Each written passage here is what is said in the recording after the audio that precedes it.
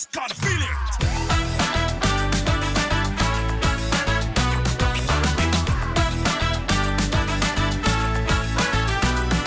Hello la Light Up Family, je suis Cassandra, je suis trop ravie que vous visionnez cette nouvelle émission sur le masculinisme.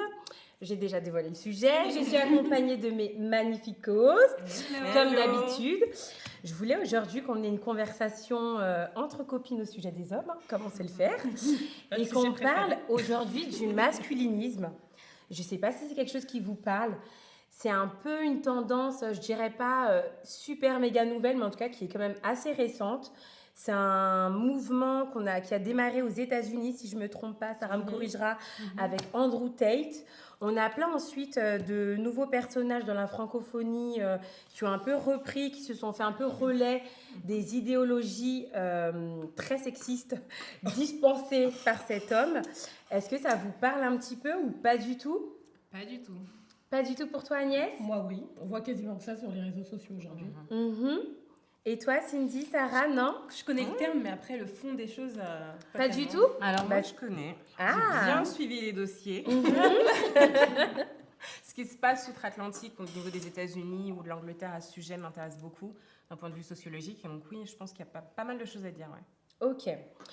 Alors, petit disclaimer, moi je voulais vraiment qu'on puisse parler de ça aujourd'hui avec liberté et l'aisance qu'on a comme d'habitude parce que c'est un sujet qui m'a beaucoup touchée et parlé. C'est vrai que dans nos émissions successives, on a pu parler du féminisme et de plein de choses liées à la femme. Mais sur Light Up, nous aimons les hommes et les sujets qui les touchent. Donc c'est pour ça qu'aujourd'hui, on va parler du masculinisme. Et je voulais aussi qu'on en parle parce que je pense que, comme on avait eu l'occasion de l'évoquer plusieurs fois, je pense qu'à la base, ce mouvement, il n'a pas de mauvaises racines. Dans le sens où je pense que les hommes aujourd'hui passent par une réelle crise identitaire. Je pense qu'aujourd'hui, les hommes ont du mal à savoir qui ils sont, quels sont leurs rôles. Il y a eu tellement de vagues un petit peu ces derniers temps où on les a décriés sur ce qu'ils sont ou ce qu'ils ne sont pas. On n'a rien à enlever au mouvement MeToo qui a contribué quand même à mettre en lumière les fléaux que subissaient les femmes en matière d'harcèlement, de viol, etc. Mais je pense qu'il faut aussi remettre la balle au centre, relégitimer les hommes dans ce qu'est être un homme aujourd'hui, ce qu'est être un mâle, un père de famille, un leader, etc. Et j'aimerais bien déjà qu'on commence par un petit peu définir les termes. Pour moi, aujourd'hui, c'est pas du tout la même chose, par exemple, la masculinité et le masculinisme. C'est quoi pour vous aujourd'hui la masculinité chez un homme ? Pour moi, la masculinité, déjà par opposition à la féminité, tout simplement, c'est pour moi deux caractéristiques, en tout cas opposées. Au même titre que la féminité, pour moi, commence dans le fait de savoir qui nous sommes. Je pense que c'est déjà quelque chose qui fait partie pleinement en fait de l'identité d'une personne et de son positionnement.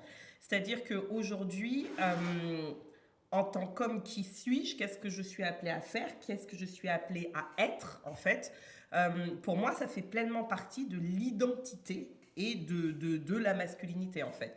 C'est-à-dire qu'en tant que chrétienne, parce que on parle en se fondant en tout cas sur notre foi nous concernant, on pense que c'est Dieu qui a créé les hommes, qui les a créés pour un dessein différent de nous les femmes, et que les hommes sont aussi appelés dans un dessein qui est un dessein de leadership, qui est un dessein de domination. Donc ça c'est dans la Genèse, qui est un dessein pour l'idée, pour guider, pour pourvoir, pour protéger. Il y a plusieurs choses qui sont derrière. Donc j'ai envie de dire que pour moi la masculinité c'est toutes les qualités, toutes les caractéristiques qui sont associées à cet appel en fait.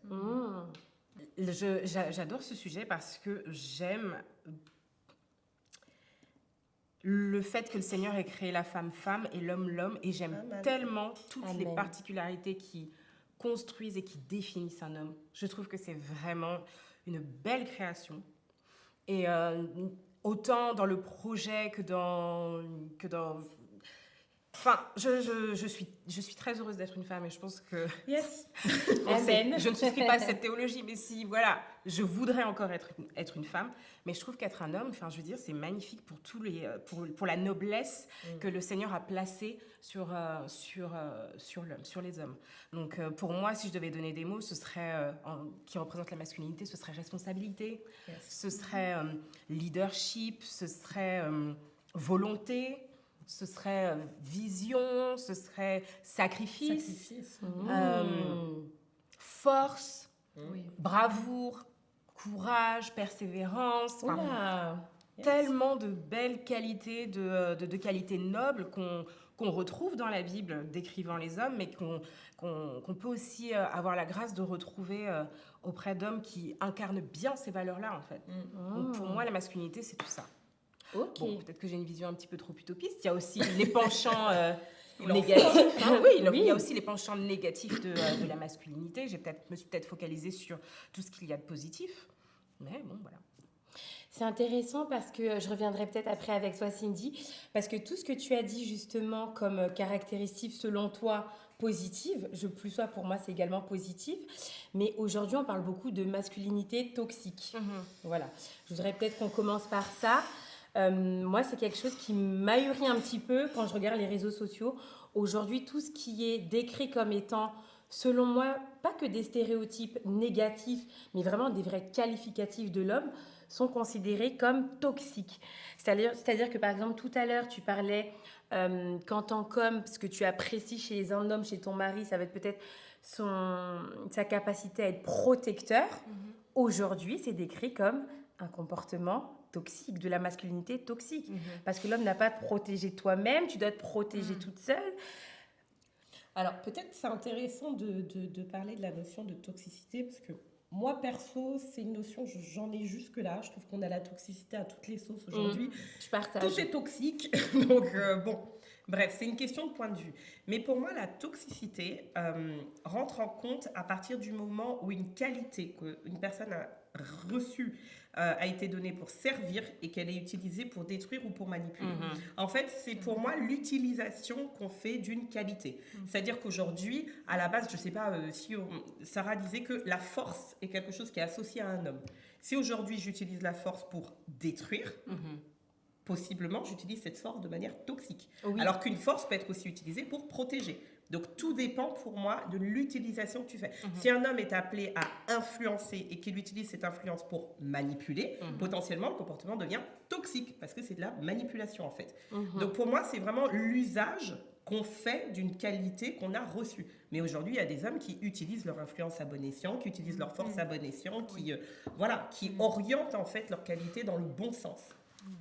Le fond du problème, c'est que j'ai la sensation, et je pense que c'est plus qu'une sensation, c'est qu'on est en train de vouloir détruire en utilisant ce qualificatif de toxique et en l'adjoignant à tout ce qui correspond à tout ce qui décrit un homme. On a envie vraiment de détruire le caractère profond de l'homme. Enfin, je veux dire, aujourd'hui, un homme, rien que par le fait qu'il existe, qu'il respire, est par définition toxique, juste parce qu'il porte un pénis. C'est vrai. Ouais. Juste parce qu'il est homme, ça fait de lui un danger. Ça fait de lui un danger, ça fait de lui... Oui. Non, après, moi, j'avoue que les hommes ont usé de leur force, ont usé Bien de sûr, leur je suis pouvoir pendant des années. Et nous, les femmes, on n'a rien dit. On était... Enfin, je ne veux pas faire la féministe et tout ça. Non, mais c'est parce bien que- qu'on ait aussi cet Bien sûr. échange et ces contradictions. Mais je veux dire, ce mouvement féministe n'est pas né de nulle part, il est né d'un abus de pouvoir de la part des hommes. Ils l'ont eu ce pouvoir, ils l'ont encore dans certains domaines.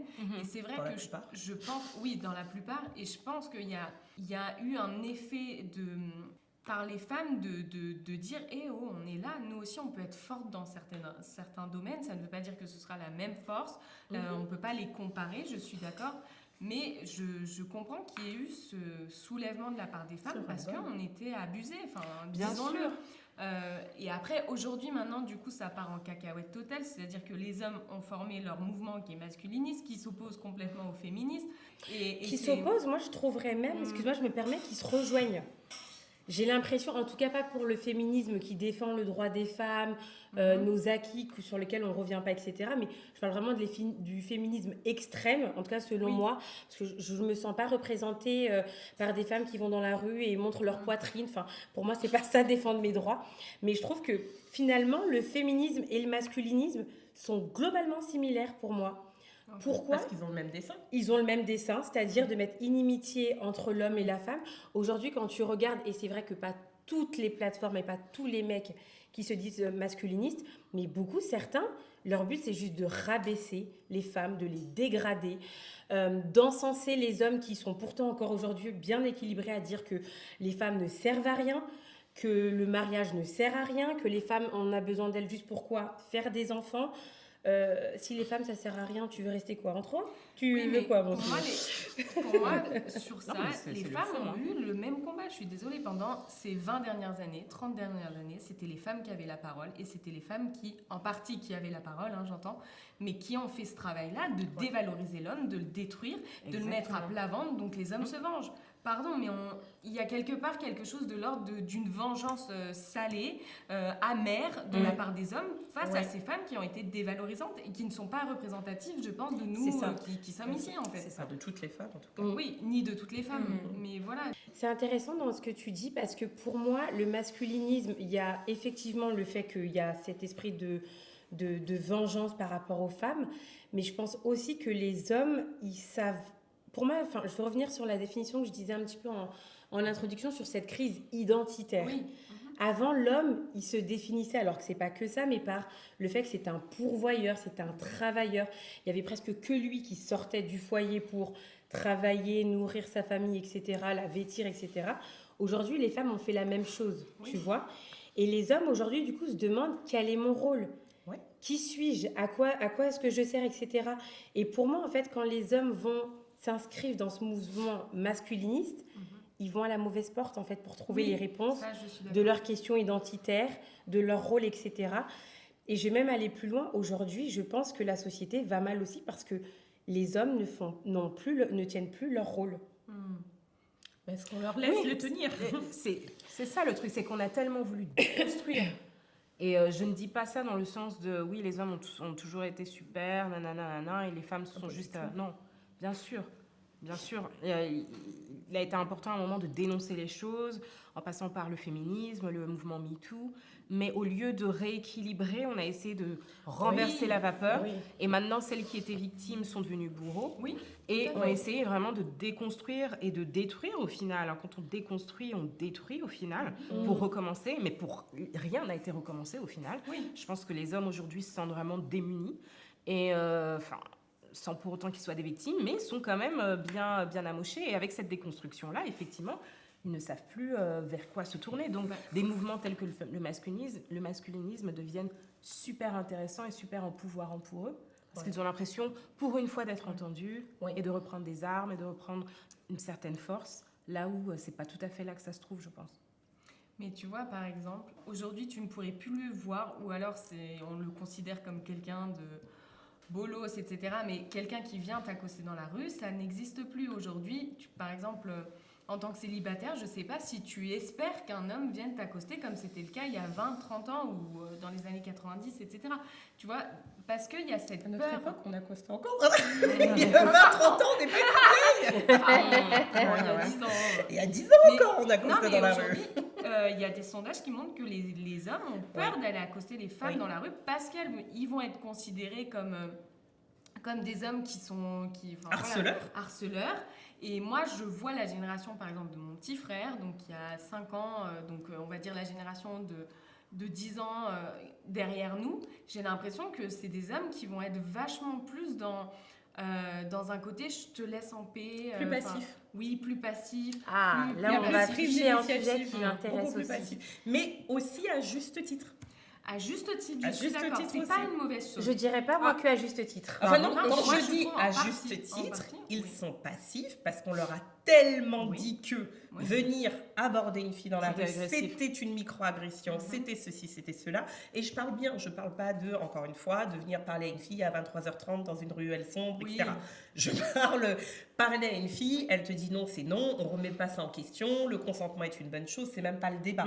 Mais je parle juste le fait aujourd'hui de s'approcher, de venir parler à quelqu'un. Ça a tellement été décrié en fait que aujourd'hui, à juste titre, certains hommes n'osent plus le faire. Parce que personne Je suis n'a pas trop envie d'accord qu'on lui avec colle vous. en fait l'étiquette d'agresseur ou de... En fait, Moi, à juste titre, je suis pas trop d'accord. Ouais, et puis moi je partage pas trop aussi. Alors on l'a dit au début de l'émission et c'est toujours valable à mi-chemin. On aime les hommes, mais je trouve que aujourd'hui dire que les hommes ont une crise identitaire, qu'ils ne jouent plus leur rôle parce que des féministes ont eu le bon micro pour faire entendre le fait que tout allait pas, c'est aussi quand même leur donner beaucoup de crédit à ces C'est féministes. pas ça. Pour moi aujourd'hui la crise Moi, je identitaire trouve, elle vient... Non, parce que les féministes, La pour crise moi... était bien avant. Les féministes, elles ont aussi voulu prendre... elles n'ont pas voulu, pour moi, il y a deux choses. Tu disais qu'elles ont voulu contrebalancer les hommes qui avaient trop de pouvoir, mais elles ont certaines aussi pris la place qui était ouverte par rapport à tous ces hommes, vacante, pardon, par rapport à tous ces hommes qui étaient démissionnaires. Aujourd'hui, il n'y a qu'à voir, il y a combien de familles monoparentales, j'en sais quelque chose. Ouais. Les hommes ne jouent plus leur rôle. Les petits garçons n'ont même plus de rôle modèle avec un père dans le foyer que tu as pu voir aimer ta mère, jouer avec tes sœurs, comment il s'est comporté, comment il a été, etc. et tout. Et je pense que les hommes, c'est surtout ça en fait. C'est le manque de représentativité, c'est le manque de bons micros avec des hommes qui plébiscitent le mariage, qui dit combien c'est... Aujourd'hui, je trouve que, avec tout l'amour que j'ai pour les hommes, parce que cette émission leur est dédiée, je trouve que les hommes sont... Certains, pas une généralité, mais sont trop démissionnaires, sont trop lâches. Je suis désolée, il n'y a pas eu un effondrement de la testostérone en France et outre-Manche parce que des femmes ont recalé des hommes. Les hommes ont aussi lâché les fonctions et l'attribut que Dieu attendait d'eux. Et depuis longtemps.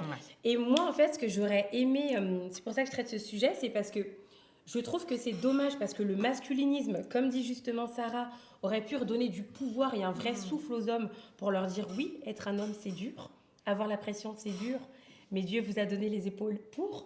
Et au lieu de ça, on leur dit non, soyez des hommes princesses, soyez des hommes reines. Et puis c'est pas grave. Je vais commencer à boire. Oui. Parce que ça aussi, je voudrais qu'on en parle. Parce que justement, à cause de ce masculinisme, on est en train de redéfinir la masculinité, mais pas du bon sens à mon avis. Qu'est-ce que vous en pensez de tout ça? Moi, là où je rebondirais, c'est sur la définition de la masculinité, c'est ça? Oui, j'en ai une en plus. Oui. À titre personnel, je ne saurais pas forcément répondre à cette question-là. Alors, bien sûr, quand j'ouvre ma Bible, je sais ce que c'est qu'un homme selon le cœur de Dieu, en tout cas selon ce à quoi Dieu l'a appelé. Mais si je ne fais pas appel à ça, je ne saurais pas forcément décrire la masculinité. J'ai grandi dans une fratrie 100% féminine, famille monoparentale avec une maman. J'avais pas forcément d'amis garçons. J'ai fait une L, alors ça n'existe plus ce genre de bac. Il n'y avait mais pas de garçon. un bac L, vous savez, il n'y avait Il y a pas de un garçons. dans la classe. Il n'y avait pas de garçons. Donc franchement, moi, le fait que je n'ai pas forcément côtoyé d'hommes dans ma vie, en tout cas de manière proche, fait que je ne saurais pas forcément définir ce que c'est un homme. Et je ne pense pas être une exception en fait dans ma génération. Parce que je n'ai pas non plus 20 ans. Bien sûr. Hein. Je ne pense pas être une exception. Donc le fait que des personnes comme moi ne sachent pas ce que c'est que la masculinité, ça ouvre la porte à toutes les sources d'approvisionnement ou toutes les interprétations, courant philosophique, courant de pensée, ce que tu veux, pour nous nourrir et nous donner une définition selon eux. Et je pense que le problème, il tient aussi à ça, c'est que beaucoup d'entre nous ne savent pas ce que c'est qu'être un homme. Même des hommes, peut-être. Et même des savent hommes pas ce que c'est qu'être un homme. Donc forcément, il y a danger à partir de ce moment-là. Je pense. Qui définit qui est un homme, au final? Pour nous, c'est Dieu. Pour nous, c'est Dieu et sa parole. Oui, d'accord, mais dans la société? Moi, c'est une question que je pose comme ça aujourd'hui. Apparemment, c'est même plus la biologie. Donc, ouais. Point. Non, mais c'est super confusant. On est toutes, enfin, pour celles qui sont... On est 3 mamans de garçons ici. Comment est-ce qu'on... Enfin, moi, je sais que Enfin, Déjà, tes chromosomes, déjà. Moi. Oui, non, mais Tes reviens au basique, chromosomes, moi. je reviens au basique. on a, au basique. je veux dire, on a un référentiel à la limite, nous, c'est la Bible. Mais tu sors de ce cadre-là et tu es livré au courant de pensée dans la société. Oui.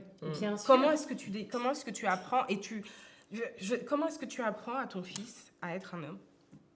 Bah, par son père, enfin, moi, je commencerai déjà par. Non, mais les pères ne sont plus toujours là, en fait. Il y a de moins en moins de pères. Hein. Oui, malheureusement. Il y a de moins Il y a en moins de pères, de donc de moins moins en en moins de- de repères. Oui, et de figures en dehors du père, parce que parfois, quand il n'y a pas de Totalement. père, il y a Ça des peut être un oncles, oncle, tout ça. Oui, des effectivement. Mais quand ils sont défaillants également, voilà, ils ne sont pas à leur place. Mhm. Comment on fait? Bah, je pense que justement, c'est pour ça qu'aujourd'hui, il y a cette crise et que les réponses qui sont proposées aux hommes sont mauvaises. Mais moi, je voudrais juste quand même, parce qu'on en parlait tout à l'heure, j'ai dit ça un petit peu en rigolant, on parlait des hommes princesses, etc. Mais je trouve aussi que les hommes de notre époque, à juste titre parce qu'ils ne savent plus quel est leur rôle, rentrent dans une féminisation qui est très très grave. C'est-à-dire qu'aujourd'hui, les hommes deviennent émotionnels. Pareil, disclaimer, nous sommes pour les hommes qui peuvent parler de leurs émotions, de la pression qu'ils rencontrent au travail, entre amis, etc. etc. et tout. Mais on en parlait juste avant en préparant l'émission. Un homme ne peut pas être guidé par ses émotions. Un homme ne peut pas dire que la vie est trop dure à notre époque. Moi, je vais me faire laver. C'est pas grave, j'assume mes propos. La vie, elle est difficile pour un homme aujourd'hui, j'en conviens, Sandra, mais elle est sans commune mesure avec il y a quelques années. Justement. Mais chacun vit selon son époque, Oui, attention. et justement, pardon, je te coupe, mais il faut Vas-y. que je rebondisse. Vas-y, Non, vas-y. mais dans le sens où, enfin, ce qui a amené de bon, justement, peut-être ces changements d'époque, etc., pour moi, c'est que enfin un homme peut dire que la vie est dure. Enfin, un homme peut dire Oui. je peux pleurer parce que je suis fatigué. Enfin, un homme peut assumer qu'il a des faiblesses. Bien et sûr. aujourd'hui, quand je vois mon grand-père, ça m'émeut parce que quand je vois mon grand-père qui a appris à mon père à ne pas pleurer, ça me choque, tu vois. Oui, Et je me dis, je suis d'accord que ça ne fait pas d'un homme une femme de pleurer, voilà, Oui. un côté féminin, mais Complètement. amène à ça, amène à ces changements parce que, enfin, quand je vois l'éducation de mon grand-père, même ce qui nous, enfin, je veux pas critiquer mon grand-père et tout, mais dans le sens où il y a certaines choses. Mon grand-père a une vie très très dure. Quand je vois sa vie, c'était très très dur. Ses parents étaient très très durs. Il y avait presque pas d'amour qui était donné à l'enfant, tu vois. Et je me dis, tout ça venait de cette position d'homme, de patriarche, de je suis l'homme de la famille, machin. Fallait être Et fort. heureusement, voilà, et heureusement qu'aujourd'hui, alors la vie était encore plus dure. Il y avait des guerres, il y avait, enfin voilà, il devait garder la tête haute. Mais heureusement qu'aujourd'hui, les hommes peuvent quand même souffler un peu de toute cette pression qu'on leur a mise toutes ces années aussi dessus, tu vois. je suis totalement d'accord avec toi. Moi, en fait, il y a un équilibre, je suis Voilà, d'accord. je pense que je me suis mal exprimée parce que moi, le souci, c'est pas du tout sur le fait que les hommes, justement, on leur accordent cette safe place pour pouvoir parler. C'est qu'aujourd'hui, les hommes se plaignent d'être des hommes sans savoir ce qu'est être un homme et sans vouloir aussi l'incarner. En fait, on parle de masculinité toxique. Pour moi, il n'y a pas de masculinité toxique, il y a un manque de masculinité dans notre société. Ouais. Tu vois ce que je veux dire?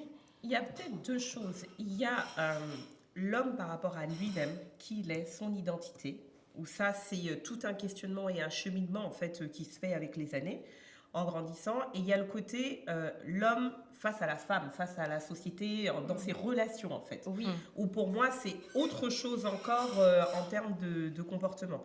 Aujourd'hui, l'homme par rapport à lui-même, je pense que, comme Agnès l'a dit aujourd'hui, un homme est un être aussi avec des émotions, en fait. Bien sûr. Donc aujourd'hui, c'est pas parce que c'est des hommes qui n'en ont pas. La Bible nous donne des tonnes d'hommes très émotionnels dedans, etc. Donc en tant que chrétien, on est aussi, je pense, sensibilisé à ça. Oui, il y a des hommes plus sensibles que d'autres. Oui, il y a des hommes plus expressifs que d'autres. Je pense simplement qu'aujourd'hui, il y a une question de domination par l'émotion. Je ne sais pas si c'est clair ce que je dis. Mais dans le sens où plus facilement, et attention, je dis même pas forcément que c'est quelque chose de bien, on dira certainement que c'est sexiste, mais pour moi, les femmes sommes plus émotionnelles que les hommes. Oui. Mais aujourd'hui, même en tant que femme, on doit faire attention à ne pas sans cesse se laisser dominer par nos émotions. Oui. Donc c'est pas simplement un défi masculin, c'est aussi un défi d'être humain, de dire les émotions sont là comme des indicateurs pour nous dire t'es fâché, t'es triste, t'es ceci, t'es cela. Ok. Mais si toutes les décisions que tu prends sont guidées par tes émotions, même pour une femme, c'est malsain. Mm. Oui. Même pour une femme, c'est malsain et ça t'emmène en fait potentiellement à prendre aussi de mauvaises décisions parce qu'en fait, il n'y a plus de réflexion, il n'y a plus d'analyse, on est juste guidé par ce qu'on ressent sur le moment. Sauf que demain, on ne ressent plus la même chose, mais les décisions parfois sont définitives et prises.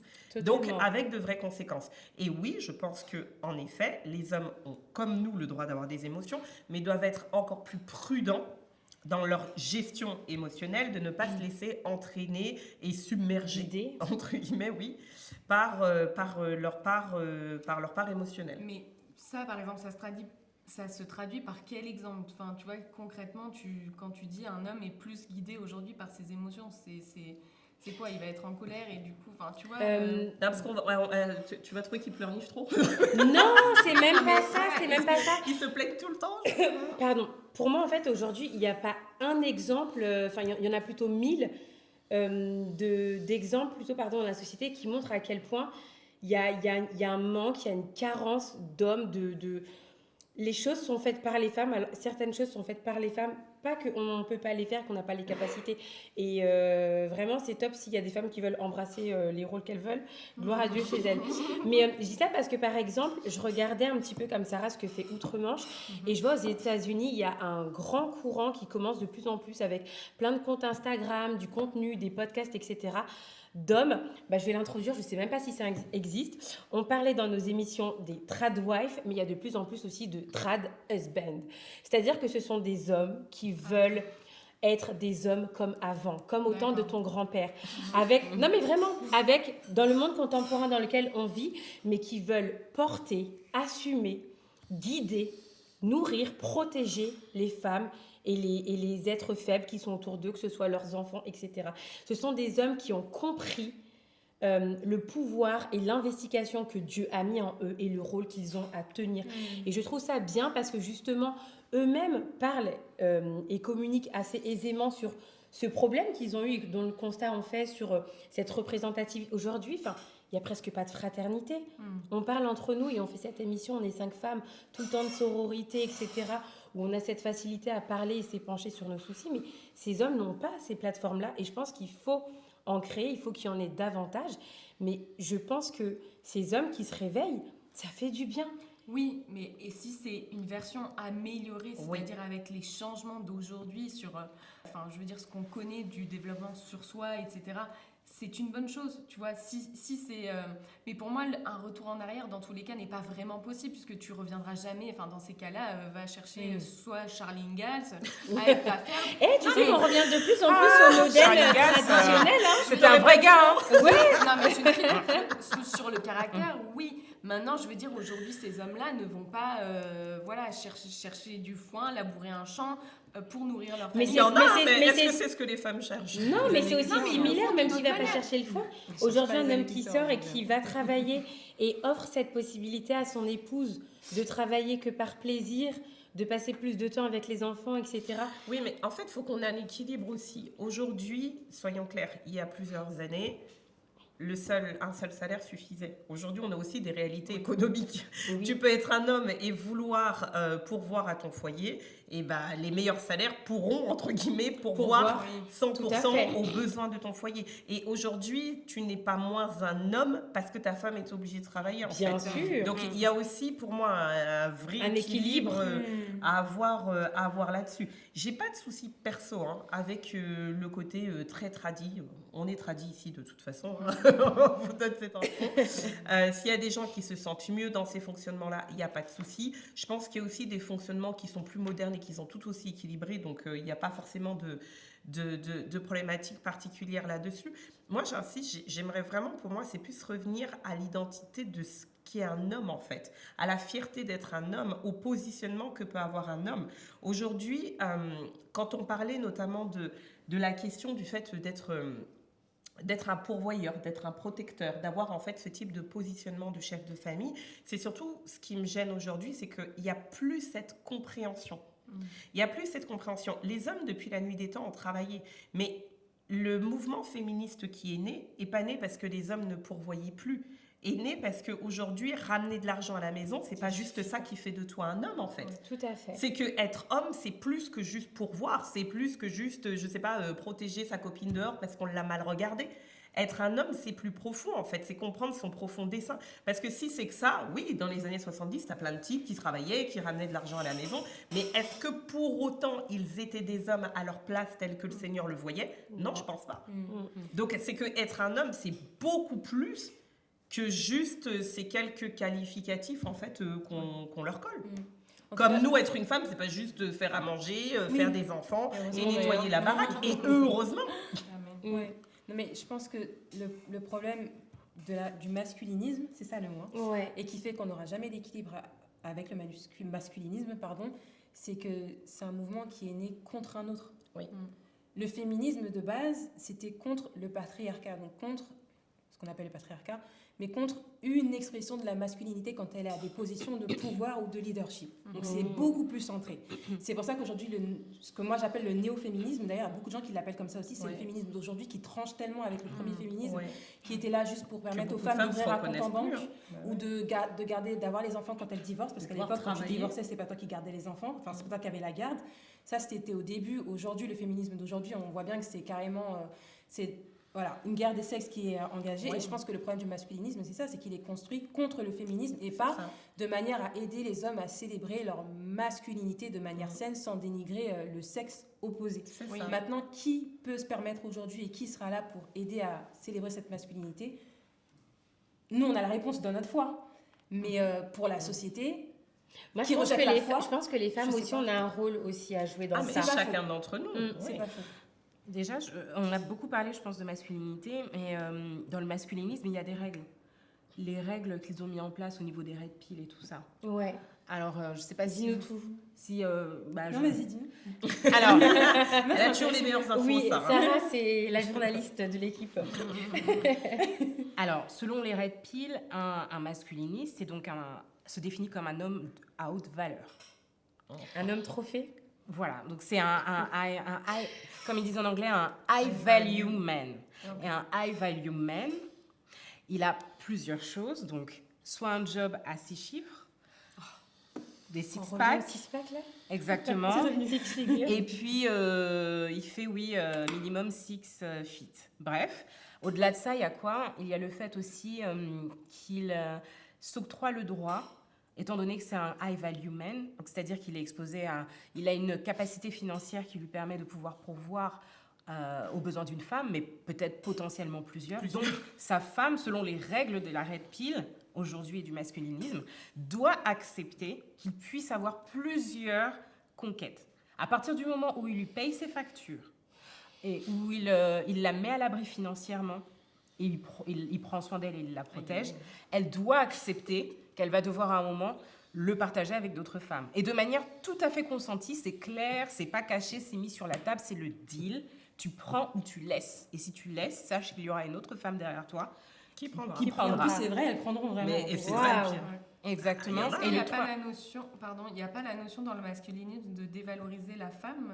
Absolument. Enfin, déjà par ça. Absolument. Il y a cette notion-là, notamment au travers du mariage.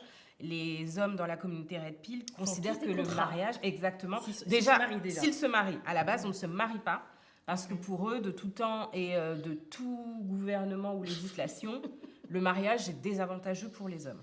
Okay. Bon. Après, j'ai envie de te dire, c'est vraiment... Enfin, je veux dire, les femmes, les féministes ont exigé de pouvoir coucher avec plusieurs partenaires sans qu'on les traite de... Exactement. Voilà. Donc, je veux dire, pour moi, la réponse des hommes via ce mouvement, c'est ce que tu disais, Cindy. Oui, mais ça se mord la queue, parce qu'aujourd'hui, maintenant, ça se mord la queue. Je dis pas beaucoup de femmes ont un réveil, elles se rendent compte que, ok, très bien, c'est bien d'avoir un mec sans attache, c'est-à-dire que je peux coucher avec sans me marier avec, ok, très bien, mais il est sans attache à tous les niveaux. Oui. C'est-à-dire qu'il n'a pas la charge, comme il n'est pas attaché, il n'a pas la charge mentale du couple, il n'a pas la charge mentale des finances, il n'a pas la charge mentale de la protection de ton cœur, de tes émotions, de tout ça, il n'a pas la c'est un package en fait. Donc c'est bien de pousser, mais il faut voir jusqu'où on va aller et qu'est-ce que ça amène comme conséquence. Donc pour revenir sur le mariage, donc s'il se marie, la plupart du temps il ne se marie pas, et s'il se marie, c'est avec des contrats.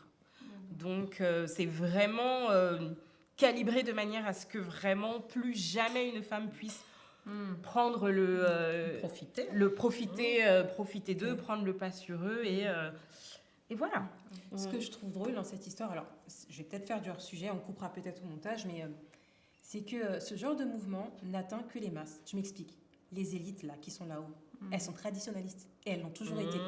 Et elles se maintiennent au top du top de la société en maintenant leur code, dont le traditionnalisme. Bien sûr. Donc bizarrement, ces mouvements-là, c'est que pour les masses en fait. Mm. Parce que les élites là-haut, elles se marient, elles font des enfants, l'homme pourvoit, et l'homme se maintient à sa place parce qu'il pourvoit. Et en plus, quand il pourvoit, il n'est pas le seul à pourvoir, il pourvoit parce qu'il appartient à une dynastie ou à une famille qui pourvoyait de tout temps en tant qu'homme.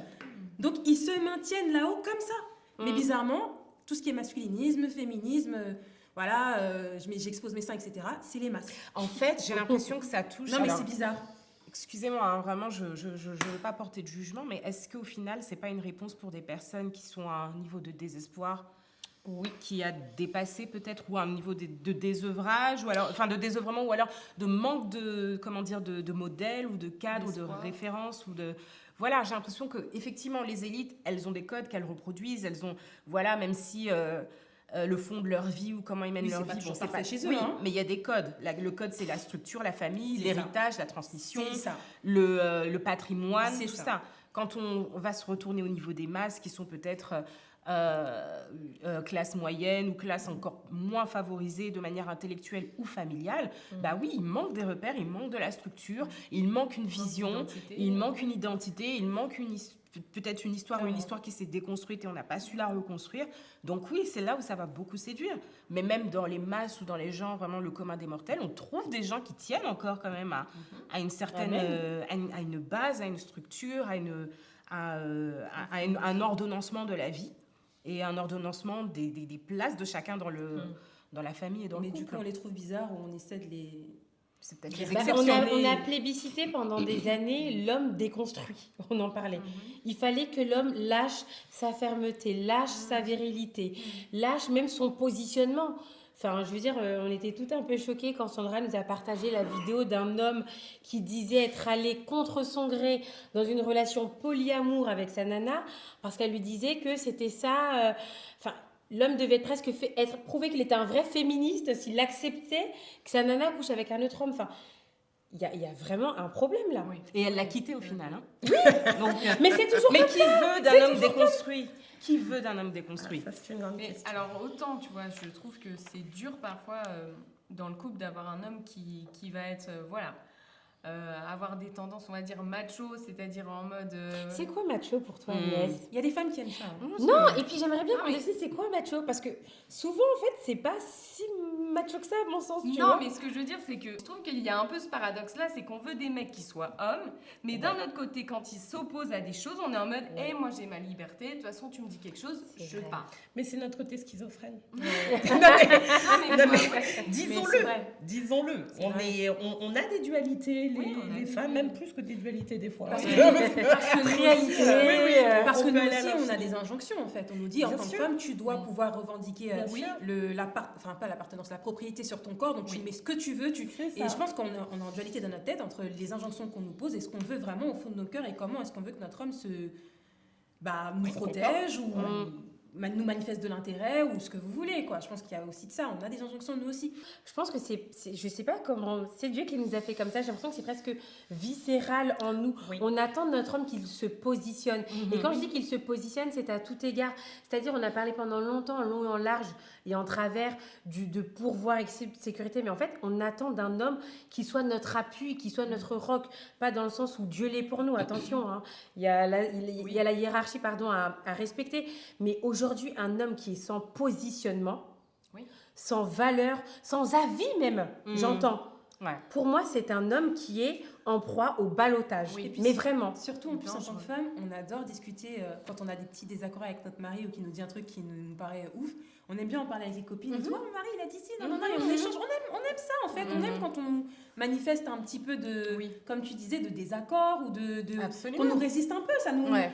Je sais pas, ça nous... Vaut mieux du désaccord ou un avis hyper tranché et radical que rien du tout.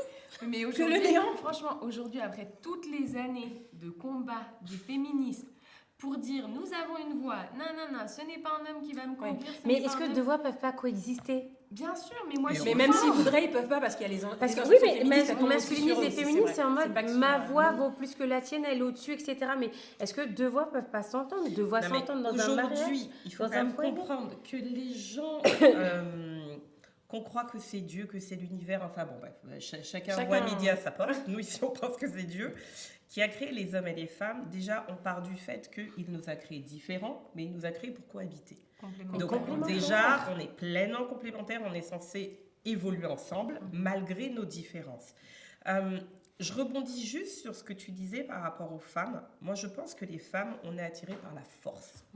Par la force dans toutes ses diversités, dans toute sa différence, en fait. On est attiré par la force physique, on est attiré par la force émotionnelle. Mentale. On est attiré par voilà, tout ce qui renvoie de la force. Une personne travailleuse, c'est de la force. Une personne persévérante, c'est de la force. Une personne qui a une opinion tranchée, c'est de la une force. force. Ah, une personne Une qui a confiance personne- en elle, c'est... Oui, c'est une vrai. personne qui assume les conséquences de ses actes, c'est de la force. de la force, Une personne ouais. responsable, c'est de la force. En fait, il y a plein de... Et ça, je pense qu'on le veuille ou pas. On peut se mentir, hein, oui. des fois, on va mais- se dire. On peut se mentir, mais en toute honnêteté, je pense qu'on est faite pour être attiré par toute forme de force que l'on va voir. Mais- Parce que ça nous sécurise, en fait, la force. Donc, Oui. on va naturellement aller vers ce type de personnes. On a cette dualité aussi parce qu'en fait, on est attiré par un homme avec des positions et qui est prêt à les dire, à les assumer.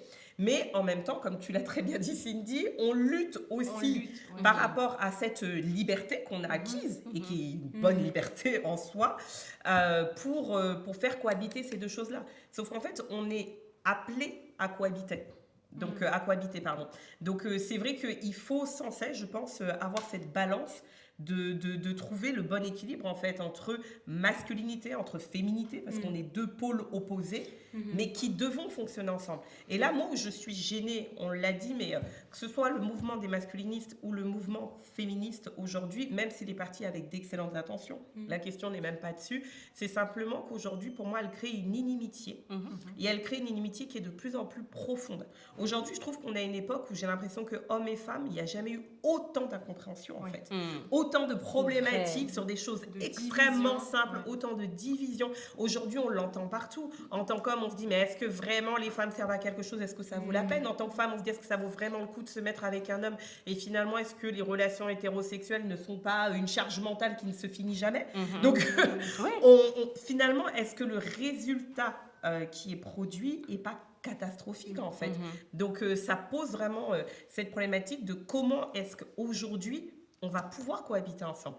Sauf que nous, en tout cas, en tant que chrétiennes, on croit que le modèle est que le couple est appelé à vivre ensemble et que, grâce à Dieu, en tout cas, on va y arriver. Amen. Parfois, ça va être à force de concessions, ça va être à force de beaucoup de choses, mais on va trouver des solutions. Et aujourd'hui, j'ai même envie de me dire, la cohabitation est possible et elle existe en et fait. Elle est belle. Parce que moi, je parle à mon humble avis, mais on en parlera dans une émission.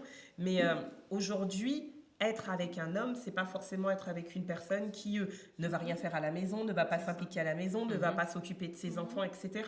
Il y a des hommes aujourd'hui qui font tout ça, Bien sûr. qui font tout Et ça qui et qui restent le font très bien en Parfaitement fait. des hommes. Donc finalement, ce ras-le-bol, j'ai l'impression que tout ce qui a été mis en place, est-ce que ça a aidé les hommes à mieux se positionner en tant qu'hommes ou pas? Ou est-ce que ça les a encore plus mis dans un vide, je sais pas. Intersidéral. Oui, mais dans lesquels on doit aller les rechercher, quoi, je sais pas. Je me dirais même, franchement, au nom des femmes, je pense qu'on doit certaines excuses aux hommes et vice-versa, tu vois. Oui. Mais dans le sens où, aujourd'hui, nous, les femmes, on veut ces hommes-là qui lead, qui... Alors oui, parfois, ça va piquer, parfois, ça va faire mal. Je veux dire, on a débattu sur la soumission, je ne reviendrai pas dessus, mais je veux dire, c'est quelque chose sur lequel je travaille aujourd'hui. Et oui, parfois, ça fait... Et oui, parfois, ça fait mal, mais les fruits qui en sortent sont beaux, sont bons. Amen. Et je pense vraiment que c'est là où notre complémentarité est magnifique en fait quand on se met ensemble, absolument. bien sûr que le diable est là pour détruire, pour diviser et que c'est son job et qu'il le fait plutôt bien, hein. Mais nous, on est là aussi en tant que chrétienne pour montrer que c'est possible de trouver un homme qui est bon, qui est bien, qui est fort, qui est solide, mais qui aussi a ses fragilités, qui aussi a ses faiblesses. Bien sûr. Et de se dire qu'il peut y avoir... J'espère qu'aujourd'hui, il y a ces modèles-là d'hommes forts qui vont pouvoir guider d'autres hommes forts, qui vont pouvoir, mais qui vont les guider à user cette force d'une bonne manière. Parce que en tant que femme, on a été blessée aussi par la manière dont ça a été utilisé, cette force. Donc moi, je pars toujours de ça, de cette prudence, de cette peur. Tout ça vient d'une peur. Les hommes ont peur d'être blessés par les femmes et les femmes ont peur d'être blessées par les hommes. Peur, amertume. Oui, Aussi. Ce qui est bien dans ce que tu dis, c'est quand tu parlais par exemple de devoir des excuses ou même en tant que femme, d'oser dire qu'on veut des hommes qui sont hommes, qui s'affirment dans leur masculinité, que c'est pas forcément toxique, etc. Le truc, c'est qu'en tant que femme, aujourd'hui, on le fait pas forcément. Parce que les injonctions, parce qu'on n'est pas censé parler. Je me souviens de ce fameux article dans le Figaro de Noémie Oulia qui s'appelait les femmes ne veulent pas de l'homme déconstruit. Et Sarah, tu l'avais tweeté, elle t'avait retweeté. Je trouvais ça génial. Ouais, elle t'avait retweeté. Et elle disait simplement que beaucoup de femmes se maintiennent en fait dans cette majorité silencieuse qui n'ose pas parler. On ne veut pas de l'homme déconstruit. Les femmes n'en veulent pas. Mais on n'ose pas parler parce qu'on va se faire démonter, je pense. Donc finalement, ces injonctions, elles pèsent aussi bien sur les hommes que sur nous. De nous dire comment est-ce qu'on doit penser, comment est-ce qu'on doit réfléchir. Donc peut-être qu'en tant que chrétienne, ce serait bien qu'on se lève et qu'on ose parler. Et pas forcément parce qu'on est des tradwives, parce que laisser ce mandat-là aux tradwives, je trouve ça dommage, parce que si t'es pas une chrétienne qui se retrouve dans le mouvement tradwive, t'oseras pas parler non plus. Donc peut-être reprendre ce flambeau-là et oser dire, on veut pas d'homme déconstruit. Non, mais surtout que... Attends, là, tu m'as chauffé. Là, tu m'as chauffé. Mais ce que j'allais dire, c'est qu'en fait, c'est hyper important ce que tu viens de dire. C'est hyper important parce que je pense surtout qu'en tant que chrétienne aussi, on a souvent ces modèles qui sont des hommes déconstruits, mais pas déconstruits selon la vision de la société. Parce que moi, j'entends beaucoup, et je vous le dis franchement, je suis nana, j'en ai marre, je vous saoule même avec, de voir tous ces traînes des nanas, les mecs servent à rien, il faut les mettre à la poubelle, on en a marre ensemble. Il faut rien à la maison. On en a marre ensemble. La charge mentale, c'est que ils moi, sont nuls, mon mec est complètement rien. inutile, il fait rien, il sait pas s'occuper des gosses, je peux pas aller en vacances parce qu'il saura pas les gérer, etc. J'en ai marre en fait. Ouais, mais On en a marre ensemble. Elle reste Non, en mais couple je suis et elle d'accord, continue à se je suis mettre en couple, d'accord. Mais donc, est-ce que c'est pas un choix? Oui. Est-ce que c'est pas un choix? Et je me dis, aujourd'hui, des hommes qui s'occupent de leurs gamins, il y en a plein. Et je veux pas, et j'insiste, je dis bien, il y en a plein parce que je ne veux pas qu'on en parle comme d'une denrée si rare en fait. On donne aussi la voix à des mecs qui ne foutent rien, mais t'es pas obligé de te mettre en couple avec lui en fait. Totalement. Donc il y a aussi un choix personnel. Aujourd'hui, on Et parle souvent, féminisme. tu l'accompagnes dans mais cette irresponsabilité. Féminisme. Mais normalement, si on se positionnait en tant que femme qui ne choisit que des hommes qui ne sont pas là dans l'attente, qui savent ramasser leurs chaussettes, qui savent s'occuper de leurs gamins, finalement, la question, elle se poserait plus en fait. Il y a aussi cette, je sais même pas si on peut dire cette caste de filles qui maternent ces mecs-là, qui les laissent pouvoir s'épanouir. Donc aujourd'hui, être une tradwife, je le dis, mon mari fait les machines à la maison, il s'occupe de ses gamins, il pourvoit aussi. Et en fait, ce n'est pas être un homme macho. Tu peux trouver des hommes aujourd'hui qui sont équilibrés. En fait, c'est pas l'un ou l'autre. On n'a pas soit le mollusque, soit le macho. Il y a non, mais vraiment, il y a un juste milieu en fait entre les deux. Et il y a aussi des choses qui viennent avec la construction. Il y a des hommes, comme nous tous et comme nous aussi en tant que femmes en fait. Je suis pas sortie de chez mes parents sachant tout faire. Il y a aussi des hommes qui vont apprendre. Donc il y a des étapes avec de la patience, avec de l'amour. Mais j'en ai marre en fait. J'en ai marre, merci, je me permets de le dire. J'en ai marre en fait. Donc aujourd'hui, il y a des mecs super, choisissez-les, tout simplement. Amen, amen. C'est le mot de la fin. Merci de nous avoir suivis. On le dit, on l'avait dit au début de l'émission, on l'a dit au milieu, donc on n'en fera pas exception. On le dit également à la fin. Les hommes, nous vous aimons. Nous savons combien il est difficile aujourd'hui d'être un homme. Nous ne nions pas les difficultés qui sont vôtres, vos frustrations, la pression, etc. Mais de grâce, embrassez ce rôle que Dieu vous a donné. Embrassez cette identité. Embrassez ce leadership. Embrassez les choses. Si vous ne savez pas quoi faire, si vous n'avez pas un rôle modèle, un père, un oncle, une figure, de grâce, achetez ce livre. Vraiment. Non, mais je le dis parce que souvent, on ne sait pas à quel sens se vouer. Je trouve que ce livre est super, il est excellent. Il vous donnera les clés, à défaut d'avoir de la représentativité autour de vous. Il vous donnera les clés de bons conseils pour savoir quel est un homme aujourd'hui, comment être un homme, qu'est-ce que c'est un homme tout simplement. On n'a pas toujours les réponses à ces questions et c'est pas grave. Ce qui compte pour moi, c'est de chercher les réponses et au bon endroit. Merci de nous avoir suivis. N'hésitez pas à liker, vous abonner à la chaîne, nous suivre sur Instagram, YouTube et toutes nos plateformes. Merci. Et traquons à ces Et on hommes va traquer capables. voilà. À ces hommes capables avec des colonnes vertébrales en titanium et vibranium. Amen. Salut. Just gotta feel